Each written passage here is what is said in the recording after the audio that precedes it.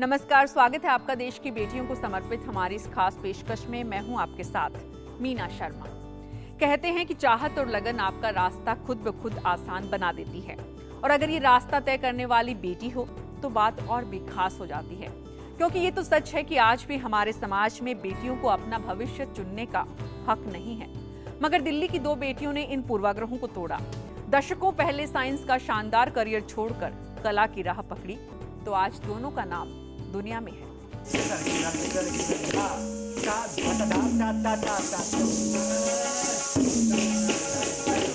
इन बच्चों में कौन कल का स्टार बनेगा? क्या आप में से कोई दावा कर सकता है? कुछ ऐसी ही थी नलिनी कमलिनी।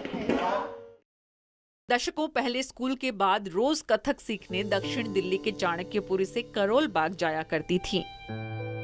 एक इंजीनियरिंग की पढ़ाई कर रही थी तो दूसरी मेडिकल की। मगर कथक की ऐसी लगन लगी और गुरु से ज्ञान ऐसा मिला कि पढ़ाई लिखाई का करियर छोड़कर उस रास्ते को चुना जो उस वक्त किसी को भी मंजूर नहीं था।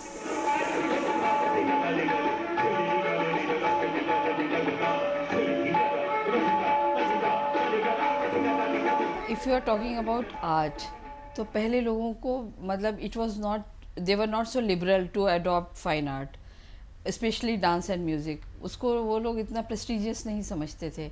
तो लेडीज़ को गाने के लिए, नृत्य के लिए तो बिल्कुल ही मनाही थी। दोनों बहनों ने एक साथ अपना जीवन कथक को समर्पित करने का फैसला एक बार किया तो फिर पीछे मुड़कर नहीं देखा। और उस जमाने के मशहूर गुरु जितेंद्र महाराज ने भी दोनों बहनों को युगल पेशकश के लिए तैयार किया।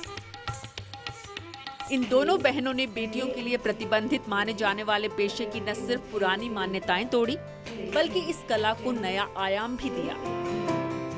The dance is not mere entertainment, how it's useful for your personality development and how it can cure many of your diseases through dance mudras, through your body exercises, all those things, you know. So we have given a different angle to this performing art.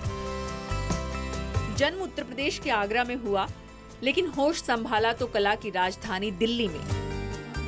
छोटे छोटे केंद्रों से बढ़ते हुए दिल्ली को अंतर्राष्ट्रीय कला केंद्र के रूप में स्थापित होते हुए देखा, तो दिल्ली के इस सफर में दोनों बहनों का योगदान भी हमेशा सराहा गया।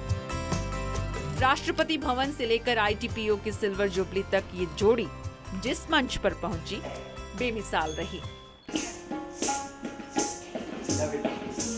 पढ़ाई में हमेशा अव्वल रहने वाली ये दोनों बेटियां अब अपने मिशन को आगे बढ़ाने में जुटी हैं।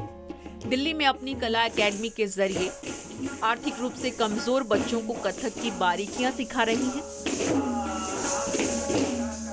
तो सांस्कृतिक विरासत को सहेजने का काम भी कर रही हैं। ये देश का स्वाभिमान है और हमें इन पर अभिमान है।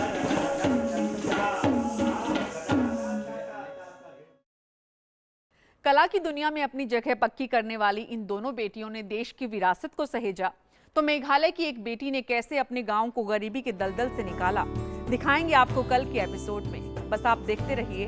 आपके बरस मोहे बिटिया ही दीजिए।